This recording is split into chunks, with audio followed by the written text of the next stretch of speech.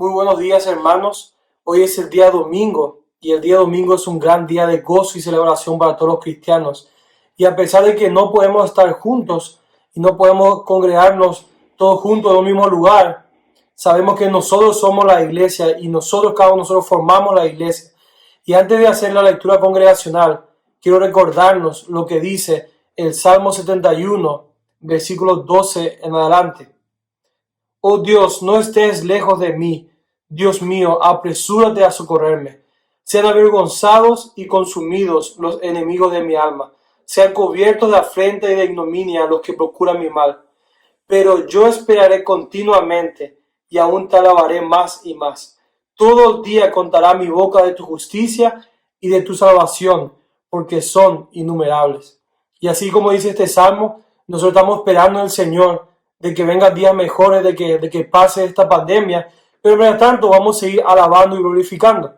Así que acompáñenme, hermanos, vamos a leer juntos nuestra lectura congregacional en el libro de Romanos, capítulo 5, y vamos a leer versículos 12 al 21. Romanos, capítulo 5, versículos 12 al 21, dice lo siguiente.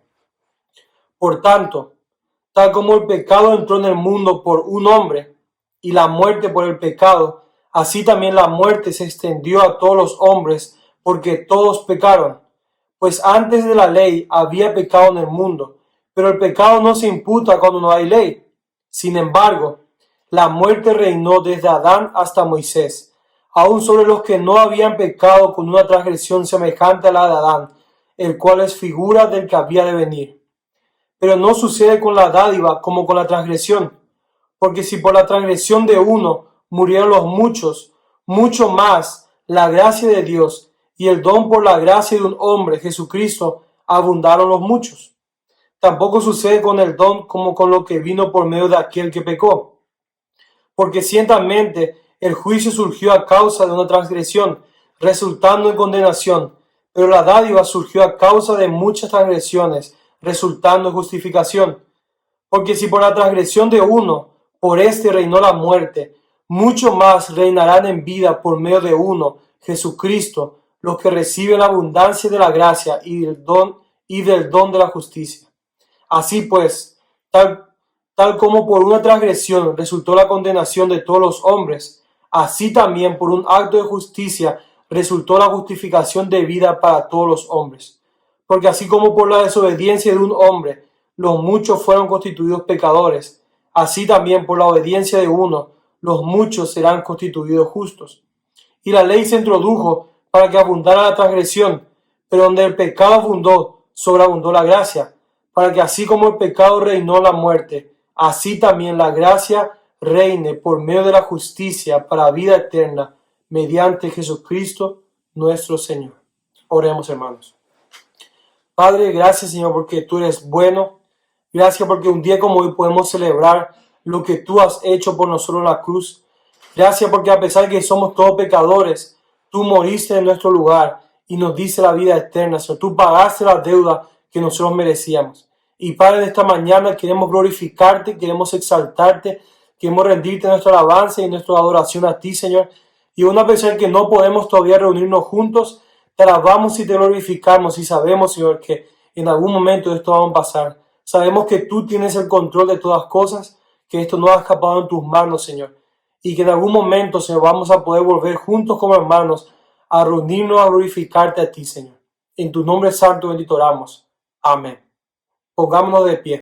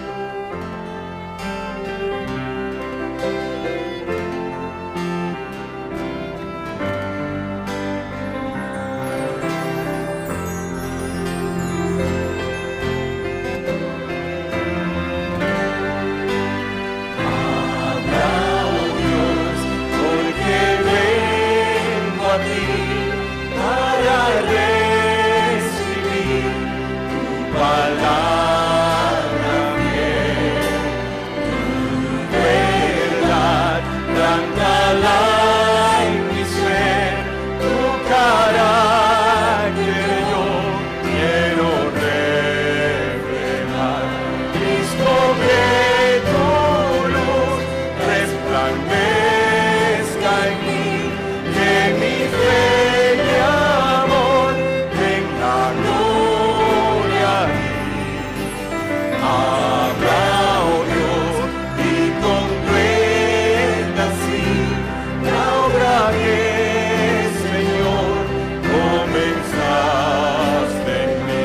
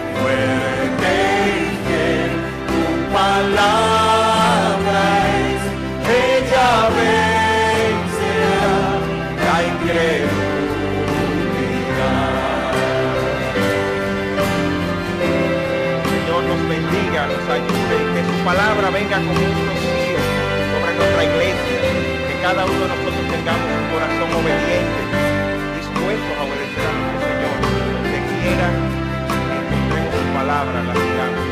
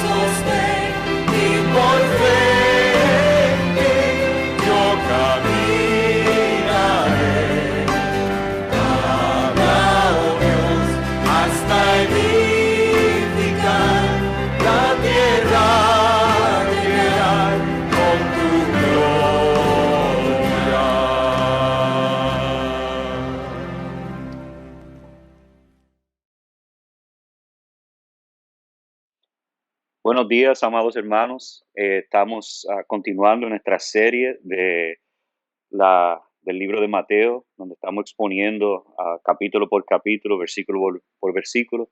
Y estamos en Mateo capítulo 12 y estaremos mirando los versículos del 15 hasta el 37.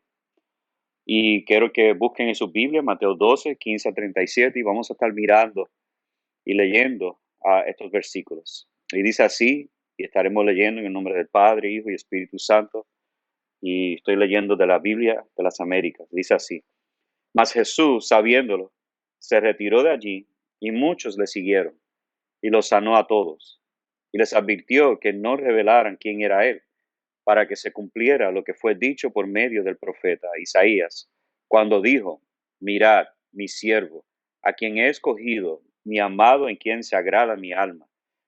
Sobre él pondré mi espíritu, y a las naciones proclamará justicia. No contenderá, ni gritará, ni habrá quien en las calles oiga su voz. No quebrará la caña cascada, ni apagará la mecha que humea, hasta que lleve a la victoria, a la justicia. En su nombre pondrán las naciones su esperanza. Entonces le trajeron un endemoniado, ciego y mudo, y lo sanó, de manera que el mudo hablaba y veía. Y todas las multitudes estaban asombradas y decían: ¿acaso no es este el hijo de David? Pero cuando los fariseos lo oyeron, dijeron: este no expulsa los demonios sino por Beelzebú, el príncipe de los demonios. Y conociendo Jesús sus pensamientos, les dijo: todo reino dividido contra sí es asolado, y toda ciudad o casa dividida contra sí misma no se mantendrá en pie. Y si Satanás expulsa a Satanás, está dividido contra sí mismo. ¿cómo puede entonces mantenerse en pie su reino? Y si yo expulso los demonios por Beelzebú, ¿por quién los expulsan? Vuestros hijos. Por tanto, ellos serán vuestros jueces. Pero si yo expulso los demonios por el Espíritu de Dios, entonces el reino de Dios ha llegado a vosotros. ¿O cómo puede alguien entrar en la casa de un hombre fuerte y saquear sus bienes, si primero no lo ata? Y entonces saqueará su casa. El que no está conmigo está contra mí, y el que no recoge conmigo desamparará. Por eso os digo, todo pecado y blasfemia será perdonado y a los hombres, pero la blasfemia contra el Espíritu no será perdonada. Y a cualquiera que diga una palabra contra el Hijo del Hombre, se le perdonará, pero al que hable contra el Espíritu Santo, no se le perdonará ni en este siglo ni en el venidero. O haced bueno el árbol, o bueno su fruto, y bueno su fruto, perdón. Y haced malo el árbol, y malo su fruto, porque por el fruto se conoce el árbol. Cámara de víboras, ¿cómo podéis hablar cosas buenas siendo malos? Porque de la abundancia del corazón habla la boca. El hombre bueno de su buen tesoro saca cosas buenas, y el hombre malo de su mal tesoro saca cosas malas. Y yo os digo que de toda palabra vana que hablan los hombres darán cuenta de ella en el día del juicio, porque por sus palabras serás justificado y por tus palabras serás condenado. Oremos. Padre, te rogamos que tú abres nuestros ojos, que tú ilumines nuestro entendimiento y que podamos ver claramente lo que tu palabra dice. Te rogamos también que tu Espíritu Santo nos dé luz, dé claridad, nos dé convicción y nos lleve a arrepentimiento, y que podemos entender que nuestras palabras, sí, un día tendremos que dar cuenta por todo lo que estamos diciendo. Así que cuídanos, Señor, que estas palabras lleguen profundamente a nuestro corazón y que abunde más tu palabra en nosotros que la maldad del mundo.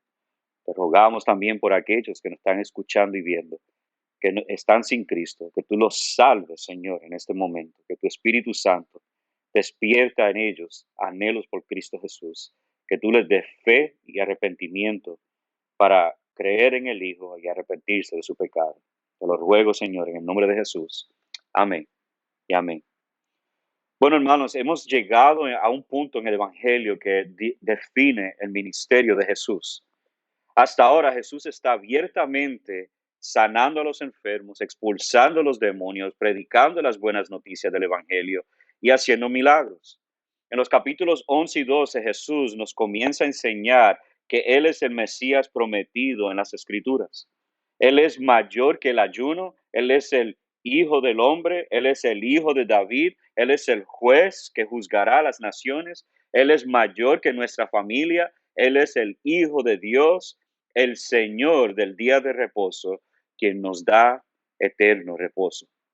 Ahora vamos a un nuevo título que vamos a ver acerca de nuestro Señor Jesús, y es el amado siervo fiel.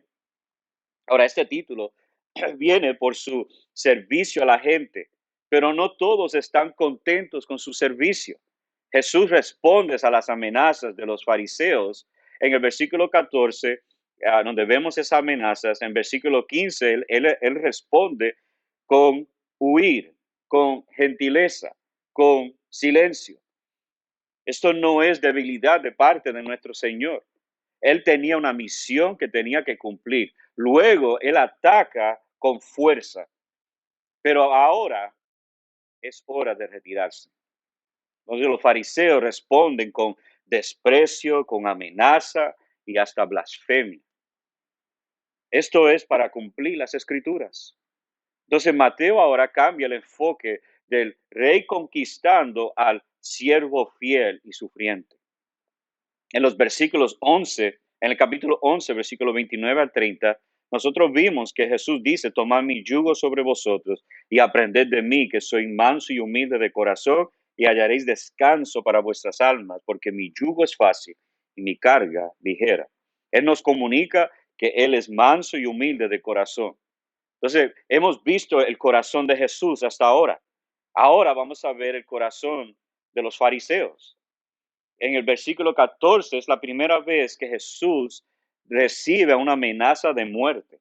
Entonces vemos a Jesús despreciado, rechazado por los líderes religiosos. Ellos responden con palabras duras y acusatorias. Lo que se revela es lo que estaba en sus corazones. Y esto nos llama la atención, que nuestras palabras y actitudes muestran lo que está en nuestro corazón. Hoy estaremos observando que los que son de Jesús comunican y hablan de manera que demuestran un corazón cambiado. Y los que no son de Jesús comunican y hablan de acuerdo a su corazón no regenerado. Así que vamos a mirar primeramente Jesús, el siervo fiel, de los versículos 15 hasta el versículo 23. Luego estaremos viendo el rechazo del servicio de Jesús en los versículos 24 hasta el 37. Primeramente vamos a ver lo que en estos versículos 15 al 25, al 23, Jesús, el siervo fiel. Entonces vemos en el versículo 15 al 21 que hay un cumplimiento de Jesús siendo el siervo fiel. Como dije anteriormente, el contexto, los fariseos querían destrozar a Jesús en el versículo 14, pero según ellos Jesús violó el día de reposo. Y por causa de la amenaza, Jesús les pidió a la multitud que no revelaran quién era él. Pero vemos en el versículo 23 que ellos fallaron esa petición de Jesús. Mateo, él pone una pausa y nos muestra evidencias del Antiguo Testamento, del libro de Isaías, capítulo 42 de Isaías, un cumplimiento de la vida de Jesús, un cumplimiento de Jesús que es el siervo de Dios, quien es amado y agrada a Dios. Todo lo que Jesús está haciendo es por el Espíritu Santo. Nota el versículo 18 que dice que pondré mi espíritu sobre él. Esta obra cumple tres cosas que vemos en estos versículos del cumplimiento de Isaías 42. Número 1, a las naciones proclamará justicia, versículo 18. Jesús muestra que los gentiles en el Antiguo Testamento han sido más fieles que incrédulo Israel. Eso lo vemos después en el versículo 41 acerca de Nínive. En el versículo 42 de la reina del sur. Entonces Cristo vino para predicar el evangelio. Y esto es un porvenir de la gran comisión. En los versículos 19 al 20 vemos que Jesús no contenderá. Es decir, Jesús no iba a pelear con ellos. El cuadro aquí es de uno que es manso y humilde de corazón, como leímos en 11:29. El Dios Hijo tiene derecho de soltar su ira. Eso lo vemos en el versículo 20, donde dice, no quebrará la caña cascada, ni apagará la mecha que humea. De que él tenía el derecho de hacerlo, pero él se restringió. Y él tenía todo derecho de soltar su ira sobre los fariseos y sobre las ciudades incrédulas que él proclamó juicio sobre ellos. Pero él muestra su mansedumbre y él muestra su humildad. Y él se retira para cumplir lo que Isaías profetizó de Jesús. Él lleva a la victoria la justicia en el versículo 20. Y es un recordatorio de que la salvación es para aquellos que están cansados y cargados y que Jesús les viene a dar descanso. 11:28. Entonces, las naciones pondrán su esperanza en Cristo. Esa es la tercera parte que vemos en este cumplimiento. Eso lo vemos en el versículo 21. El cuadro del ministerio de Jesús es que Él será tan manso y humilde de corazón que los débiles no serán quebrantados o apagados hasta que la justicia de Dios triunfa. Entonces los judíos no estaban esperando este tipo de Mesías. Ellos querían un Mesías triunfador, iba a conquistar a Roma. Pero los gentiles o las naciones, que es la misma palabra en el versículo 21, naciones es la misma palabra que gentiles, sí pondrán su esperanza en Cristo. Y eso lo estamos viendo hoy día. De hecho, aún la iglesia que estamos aquí, Iglesia Bautista Central, es evidencia que nosotros, las naciones, hemos puesto nuestra esperanza en el Mesías, en Cristo Jesús. Así que vemos que Él es el siervo fiel en quien se ha cumplido en Él. Versículo 17, otra vez, este es el tema de todo el libro de Mateo, y es que Jesús es el cumplimiento del pacto el cual Dios ha prometido salvar a su pueblo. Y Jesús cumple todos los requisitos de un siervo fiel. Ahora vamos a ver la obra del siervo fiel, versículo 22 al 23. Ahora en el versículo 15 dice, muchos le siguieron y los sanó a todos. Entonces Jesús todavía nos sana hoy día de una enfermedad peor que es el pecado. Entonces nos libra de toda culpa donde antes no podíamos hablar o ver. Cuando nos salva, no nos podemos quedar callados de nuestro glorioso Salvador. Y los ojos de nuestro corazón son iluminados para ver la herencia y hermosura de nuestro Salvador. Entonces, esto es como un porvenir sobre la salvación que nosotros recibiremos. Vemos en el versículo 22 que Jesús sana a este endemoniado. Aquí vemos una razón para maravillar y alabar a Dios, porque un hombre que fue atormentado con ceguera y la inhabilidad de hablar, ahora fue sano, fue sanado de su enfermedad y de ser endemoniado. Entonces las multitudes se asombraron y reconocen que Jesús es el hijo de David, nota el versículo 23. Y ellos lo hacen por medio de pregunta, ¿acaso no es este el hijo de David? ¿Qué más evidencia necesita todos los que estaban, toda la multitud, que Jesús sanó a alguien que además de tener una debilidad, una enfermedad, estaba endemoniado? Es normal regocijar y asombrarnos por la sanación de otra persona.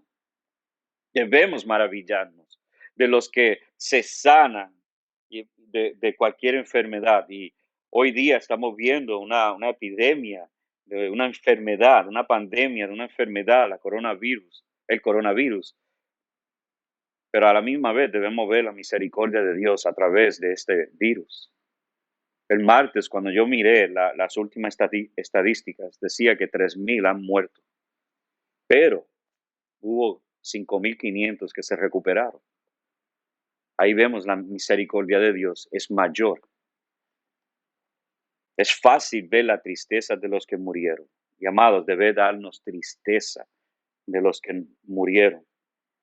Pero a la misma vez, pues debemos maravillar de la misericordia de Dios que 5,500 recuperaron. En el mundo tenemos el número, y esto fue el martes, yo sé que ha cambiado desde ahora que lo están viendo. En el mundo, 40,000 murieron, pero 172,000 recuperaron. Ahí vemos la misericordia de Dios mayor que la ira de Dios. Entonces, lo segundo que vemos hasta ahora vemos el siervo fiel. Pero no todos recibieron el servicio de Jesús. Jesús responde a los pensamientos de los fariseos.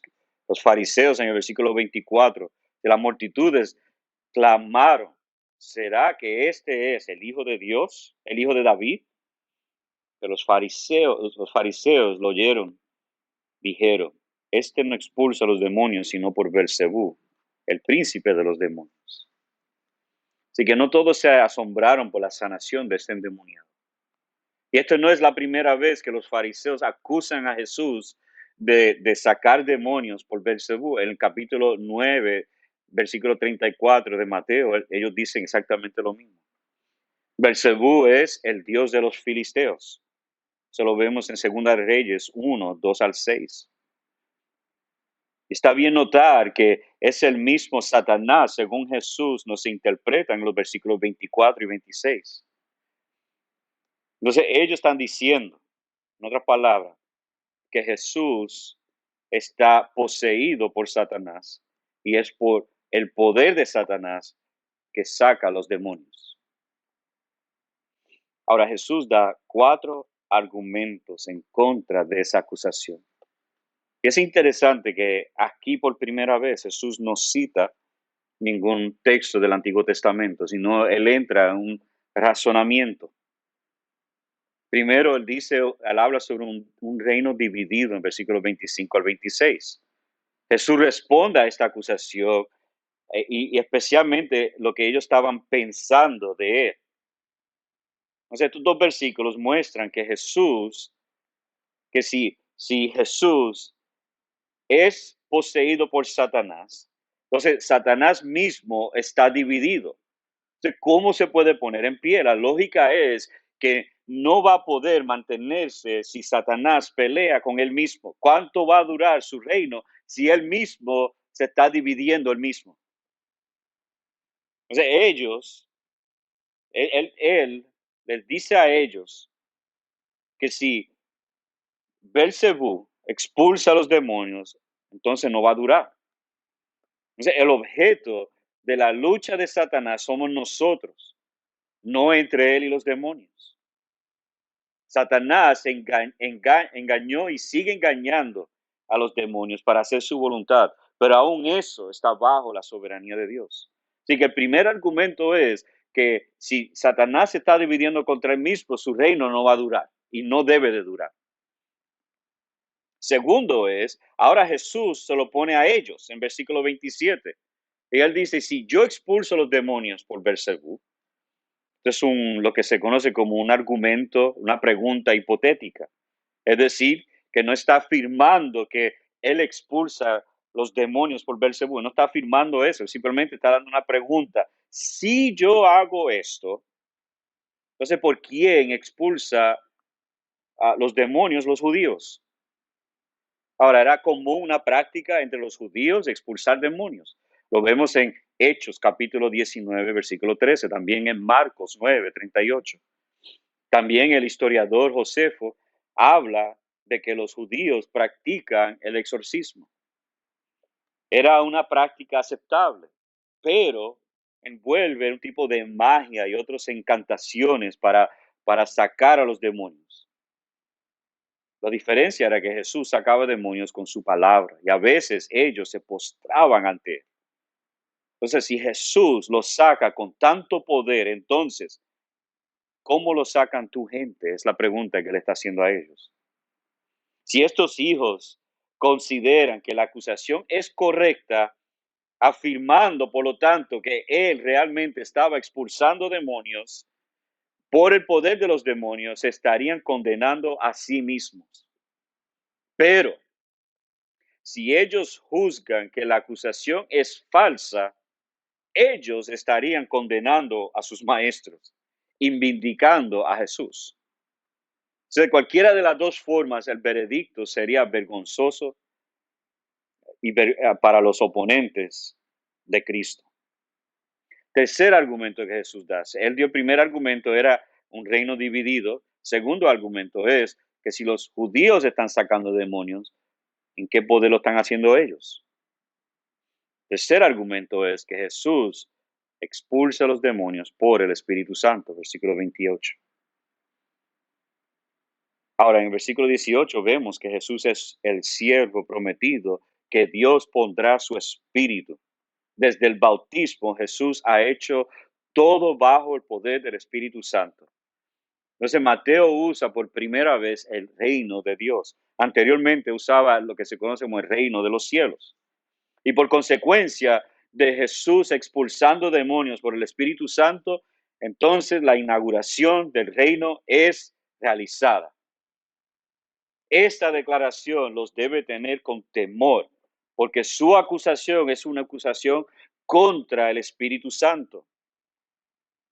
Así que vemos que Jesús dice, si como es real que Él expulsa demonios por el Espíritu de Dios, realmente el reino de Dios ha sido inaugurado. Está aquí, está allí en ese momento. Cuarto argumento que Jesús da, y es que Jesús domina a Satanás. ¿Cómo lo domina? Arrojándolo. Versículo 29. Jesús está diciendo que Él es quien ha atado a Satanás. O sea, había una expectativa de los judíos de Satanás siendo atado en la era mesiánica. Así que ellos estaban esperando que cuando el Mesías llegaba, iba a atar a Satanás. Entonces, en Apocalipsis 20, de 1 al 3, nosotros vemos que Satanás fue prendido o atado. Vemos también en Lucas 10, 17 al 18, los 70, perdón, que fueron a predicar cuando Jesús los mandó. Ellos expulsaron demonios, ellos hicieron milagros, y ellos regresaron con gozo diciendo, Señor, hasta los demonios se nos sujetan en tu nombre. Note lo que dice el versículo 18. Y él les dijo, yo vi a Satanás caer del cielo como un rayo. O sea, Jesús está diciendo que él ha atado a Satanás y ha saqueado sus bienes. Él es el hombre fuerte. Él es el hombre fuerte que ha atado a Satanás y ha saqueado sus bienes. Y el ejemplo del endemoniado, que era ciego y mudo, y Jesús lo sanó, es evidencia que Satanás fue atado. Y cada vez que un endemoniado, el demonio es expulsado de ese endemoniado, es evidencia de que Satanás está atado. Amados, algo que podemos decir con toda confianza y es que Jesús ciertamente es mayor y más grande y más poderoso que Satanás. No hay que tener miedo de Satán. El que sí debemos tener miedo es a Dios. A Él sí le debemos tener gran temor. Entonces Jesús da una invitación, versículo 30, una invitación muy inusual, pero es una invitación. Y Él dice, el que no está conmigo está contra mí. Y el que no recoge conmigo desparrama. No puedes estar entre dos señores. Eso lo dijo Jesús también. Si no estás con Cristo, estás en contra de Él. Satanás ha sido derrotado. Jesús aplastó la cabeza de la serpiente. Cristo está llamando a seguirlo, pero Él no aceptará a fidelidad parcial. ¿Quién vas a seguir? A ver, no hay otro. Hay solamente dos caminos. Y está el reino derrotado de Satanás o el reino de Dios inaugurado por el Espíritu Santo y cumplido en Cristo el Rey. La última frase del versículo 30, el que no recoge conmigo desparrama. Es un llamado que al día final Jesús va a recoger el que produce fruto. Esto lo vemos en Juan 4:36, cuando Jesús dice, ya el segador recibe salario y recoge fruto para vida eterna, para que el que siembra se regocije juntamente con el que ciega. Veremos esto en más detalle en versículo 33. Ahora Jesús está acusando. Ellos lo acusaron a él, ahora él está acusándolos a ellos. Si no estás con Jesús en el día final, no estarás con él. Si no estás con Jesús en el día final, no estarás con él. Entonces ahora vemos, después de la acusación, bueno, primero vemos que Jesús es el siervo de Dios. Vimos la acusación inapropiada, la blasfemia que dijeron los fariseos y las consecuencias de dichas, perdóname, los argumentos de Jesús acerca de sus acusaciones. Ahora veremos las consecuencias de rechazar a Jesús o las consecuencias que tendrán los fariseos por causa de su blasfemia. Yo quiero tomar un tiempo ahora para recordarnos que nuestras palabras tienen consecuencias eternas. Estos versículos de 31 en adelante son versículos solemnes. Toda la Biblia es palabra de Dios y toda la Biblia es de nosotros tener reverencia hacia ella, pero estas Son de esas palabras sumamente fuertes. Yo no quiero descuidar este tiempo sin primero explicar lo que vamos a ver ahora. Las consecuencias de rechazar a Cristo son eternamente serias. Aquí Jesús nos muestra que la acusación de los fariseos tiene consecuencias eternas. Ellos atribuyeron la obra del Espíritu Santo a Satanás. O sea, el versículo 31 hasta el 33 a 32, vemos lo que se conoce como la blasfemia contra el Espíritu Santo. O, de otra manera de decirlo, el hablar contra el Espíritu Santo. Esto es que lo que él está haciendo no es de él. Es lo que el Espíritu Santo está haciendo no es de él. O sea, los fariseos vieron un hombre poseído por un demonio que no podía hablar y que no podía ver, y Jesús sacó el demonio y lo sanó. Después de ver este milagro, dijeron, esto fue Belcebú quien sacó el demonio y lo sanó. Ahora, nosotros tenemos que hacer esta pregunta para nosotros hoy. ¿Puede alguien cometer la blasfemia contra el Espíritu Santo? ¿Puede alguien cometer la misma blasfemia que cometieron los fariseos? Y la contestación es sí. Entonces, ¿qué significa blasfemar el Espíritu Santo? Bueno, esto es alguien que deliberadamente, intencionalmente y conscientemente rechaza la obra del Espíritu Santo y atribuye esa obra a Satanás. Si usted tiene miedo que ha cometido el pecado imperdonable, déjame darle una instrucción. El que habla contra el Espíritu Santo, el que blasfema al Espíritu Santo, sabe que lo hizo.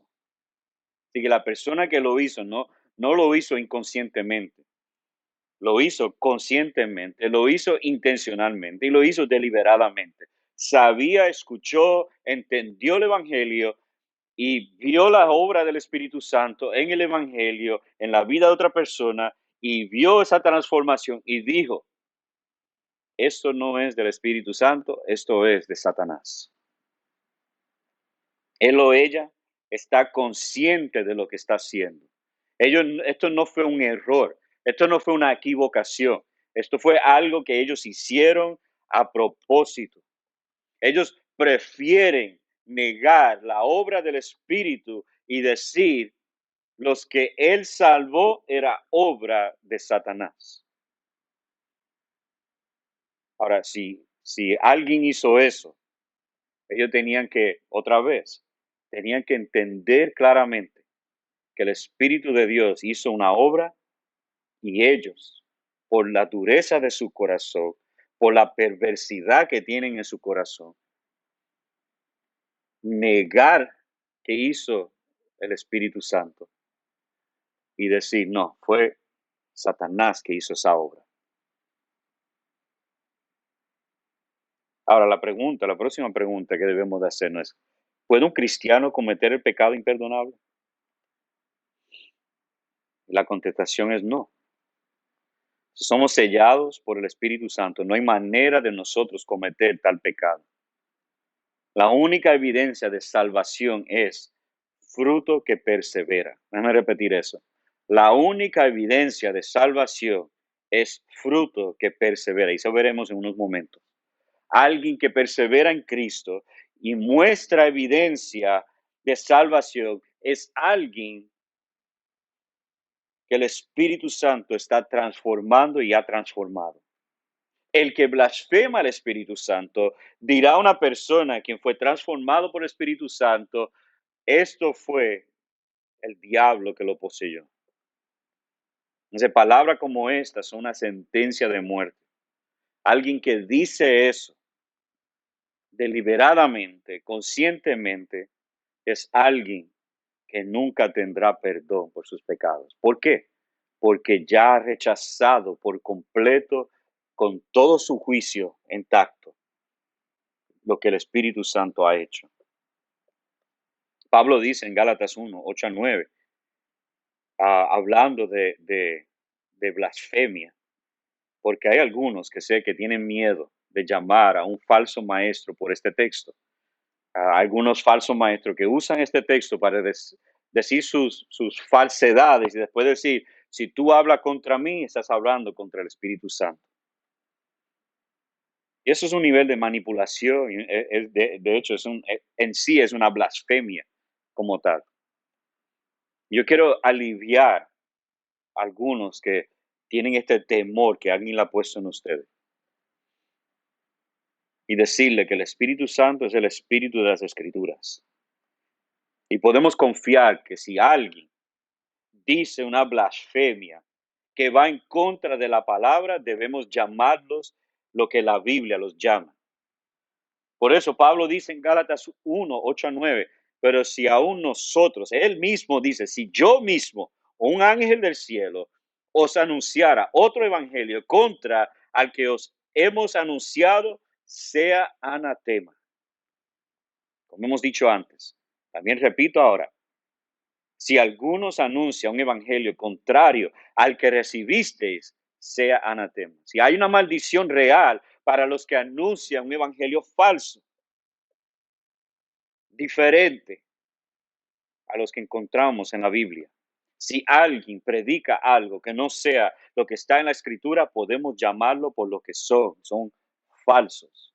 Eso no es lo mismo que la blasfemia del Espíritu Santo. Son dos cosas muy diferentes.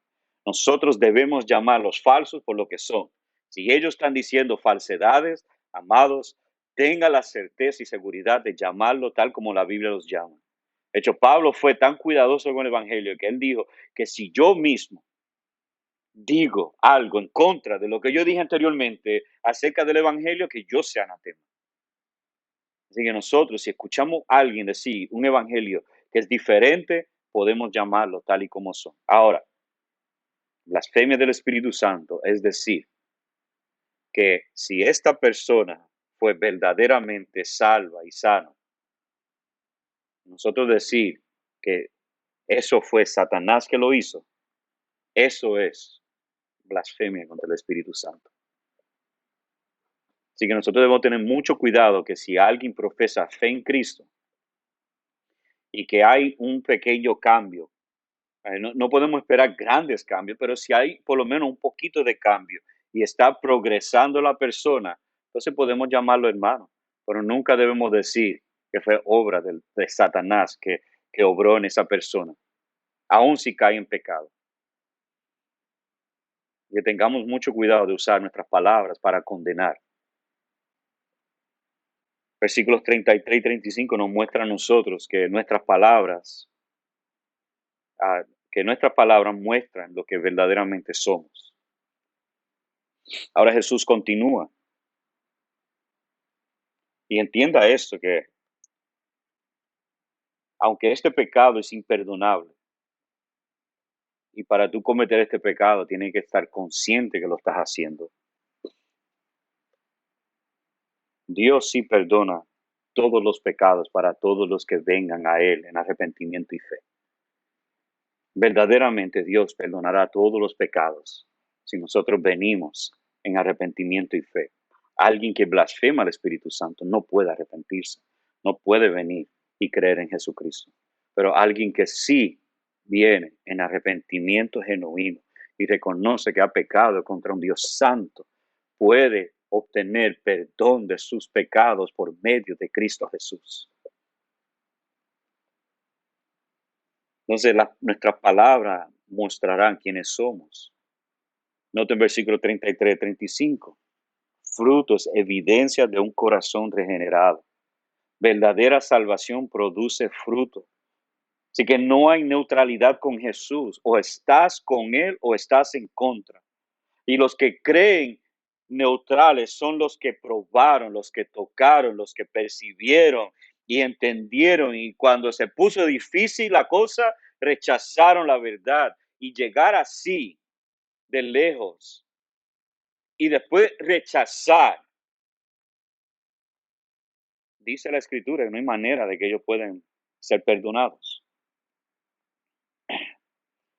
Hay personas que llegan a la iglesia, prueban de Cristo y las bendiciones de la palabra y del compañerismo en Cristo, y de repente por odio, celo, arrogancia, rechazan el mensaje del Espíritu y blasfeman el Espíritu, hablando contra Él, diciendo que eso fue un engaño de Satanás y diciendo que Él está haciendo, es la obra del diablo. A estos no hay perdón.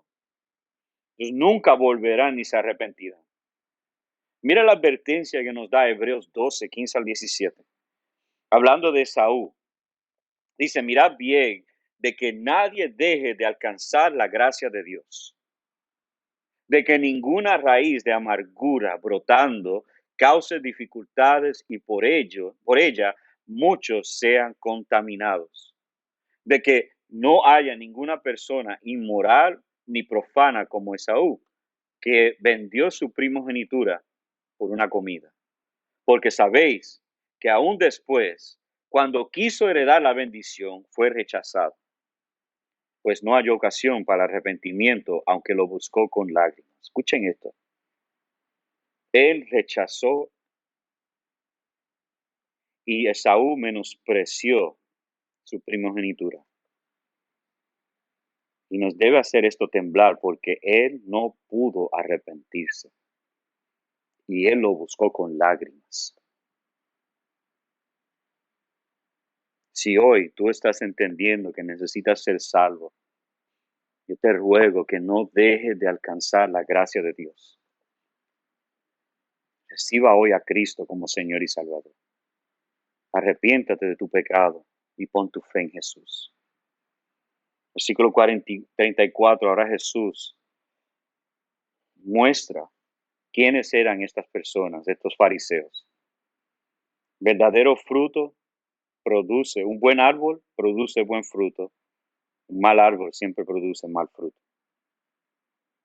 Y se va a conocer el árbol por el fruto que produce. El versículo 34, ahora Jesús les llama a lo que son. Dice, camada de víboras. Esa palabra camada es una cría de ciertos animales nacidos en el mismo parto. En el original la palabra es literalmente hijos o productos de víboras. Esto era parecida a una declaración profética de Isaías 14:29. Jesús está llamándolos a ellos hijos del diablo. No es la primera vez que se les da esta acusación. Jesús en Mateo 3:7, en Juan en Mateo 3:7, él llama a los fariseos también camada de víboras. En Juan 8:44, Jesús dice que ellos son de su padre el diablo. O sea que su hablar es igual a la del diablo. La manera que ellos comunican, la manera que ellos blasfeman, la manera que ellos mienten, la manera que son falsos, es porque vienen de su padre del diablo.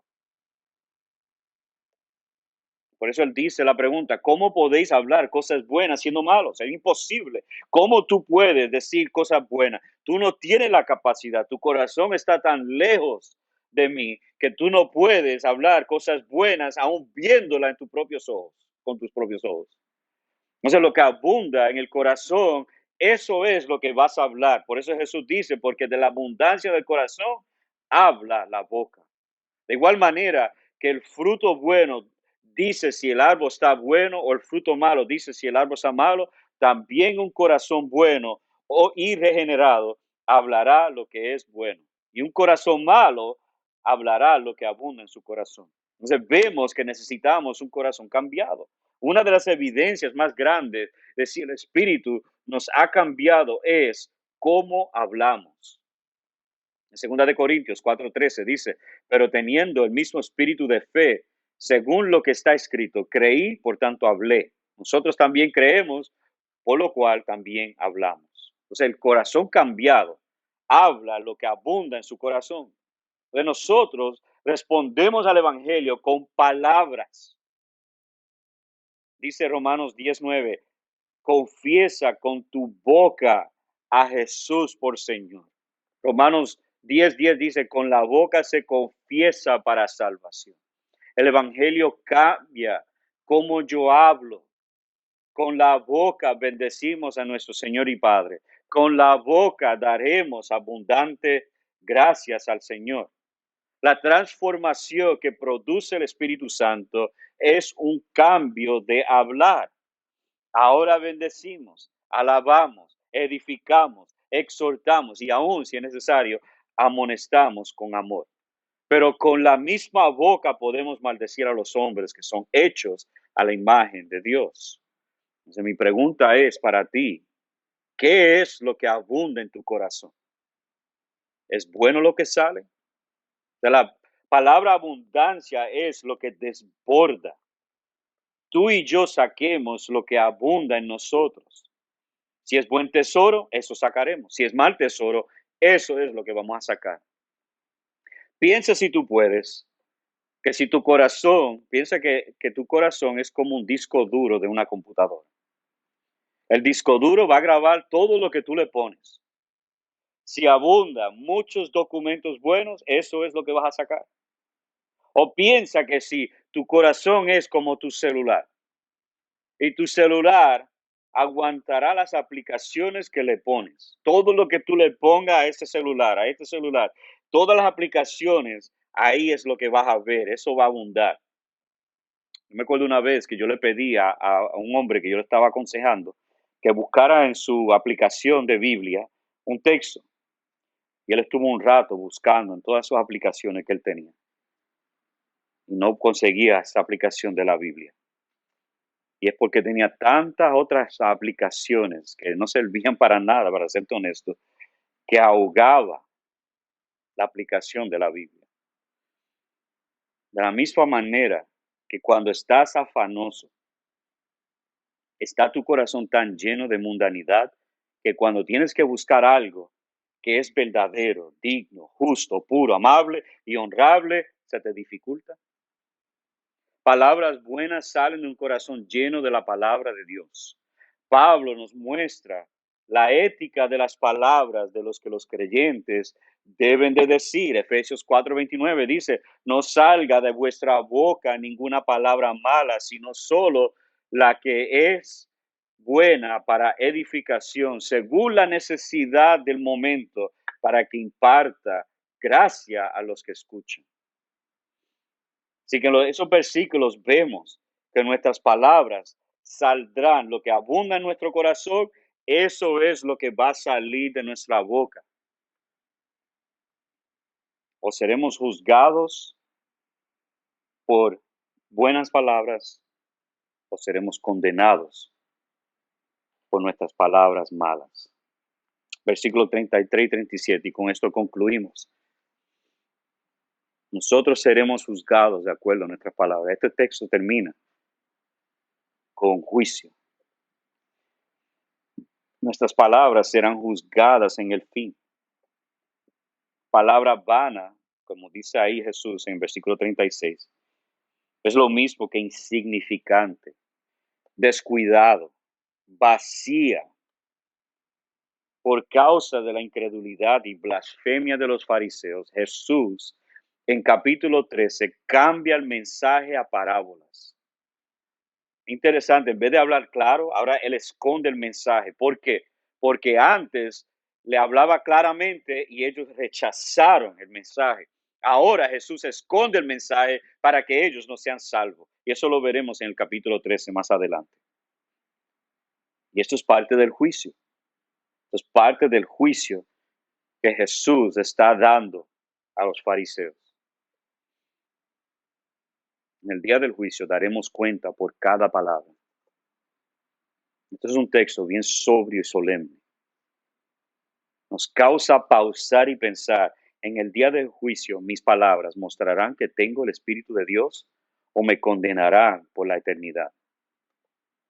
Hay dos maneras o palabras para responder al siervo de Dios, el Hijo de David, el Hijo del Hombre. Respondemos con rechazo y blasfemia o indiferencia, o respondemos con fe, con nuestra boca, proclamando a Jesús como Señor y Salvador, confesando a Jesús como Señor y Salvador y arrepintiéndonos de nuestro pecado. Tus palabras o te justificarán fe y arrepentimiento, o te condenarán muerte eterna. Y yo te ruego y suplico, por amor a Jesucristo, que respondas con fe. Pon tu fe en el Hijo de Dios. Cree en Él para la salvación de tu alma. Arrepiéntate de tu pecado. Reconozca que has pecado contra un Dios santo. Y deposita tu fe solamente en Jesucristo para la salvación de tu alma. Y vivas en esa fe, creciendo más y más para ser más como Jesús. Jesús puede sanarte de ser ciego y mudo espiritualmente si respondes al Evangelio de Jesús con una confesión que Jesús es el Señor y creer que Dios lo levantó de los muertos. Si verdaderamente haces eso, la palabra dice que serás salvo. Para mis amados hermanos que han descuidado sus palabras, yo les ruego, por amor a Jesús, que se arrepientan hoy y pídele a Dios que le dé palabras que sean sazonadas con gracia, que sean buenas para edificar y que pueda impartir gracia a los que escuchan. Pídele a Dios eso y Él te lo dará. Vamos a orar. Gracias, Señor, por tu palabra. Gracias, Señor, por tu misericordia. Yo te ruego hoy que tú dé más y más claridad a los que están sin Cristo, que ellos puedan poner su fe en Jesús. Y a los que están sin Cristo, que tú hagas esa obra de salvación en ellos. Te pido por mis amados hermanos que están escuchando, si tú les has dado una convicción fuerte en su corazón, que ellos puedan entender que tú todavía perdonas de pecados y que puedan arrepentirse de su pecado y comenzar a hablar correctamente, que usando sus palabras bien para que al día del juicio se pueda decir, bien hecho, siervo, fiel y bueno. Te ruego, Señor, que tú obres. En Cristo Jesús te lo pedimos. Amén. Amén.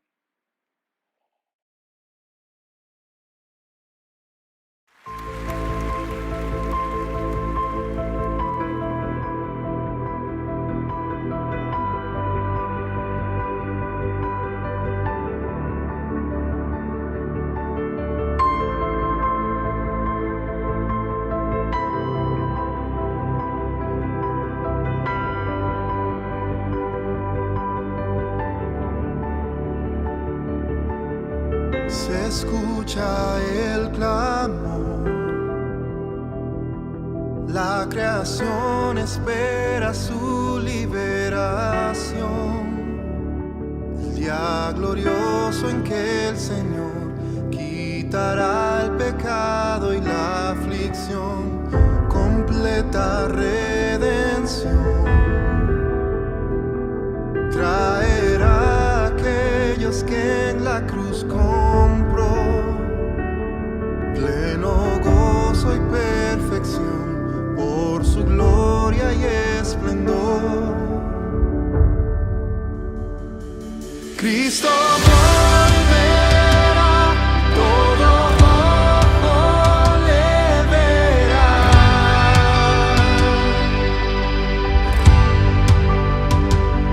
Él no tardará, para siempre reinará.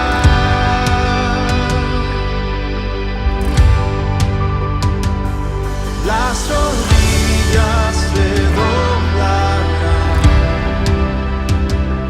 toda lengua confesará que Jesús es el Señor.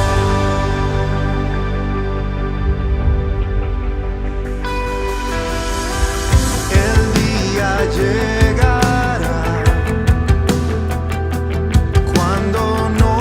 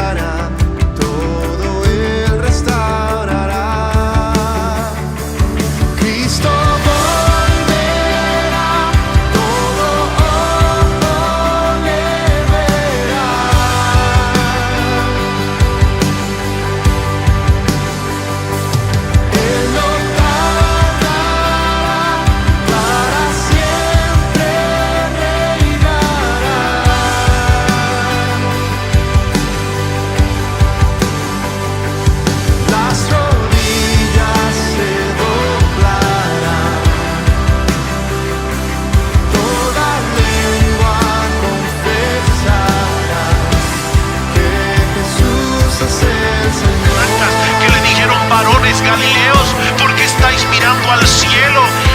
Este mismo Jesús, el mismo que compartió con ellos la Pascua en el aposento alto y que luego fue a la cruz para salvarnos, dice ese mismo Jesús que ha sido tomado de vosotros al cielo, vendrá de la misma manera.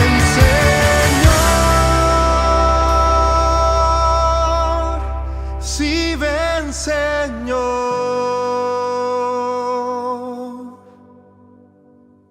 Ven, Señor. Sí, ven, Señor. Ven, Señor.